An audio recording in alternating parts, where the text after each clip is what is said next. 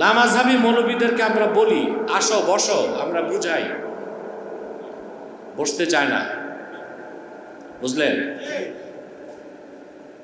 আর এদের জন্য তো আমাদের ছাত্রই যথেষ্ট। এত কষ্ট করে ছাত্র পড়াই কেন? নিজেদের তো বয়স হচ্ছে, ঠিক না? এমনও দিন বা রাত হয় যে আমার ছাত্রদেরকে আমি রাত 2টায় পড়াই, তখন নিরিবিলি সময় পাই, বুঝেন না? ফজর পর্যন্ত ওদেরকে পড়াই।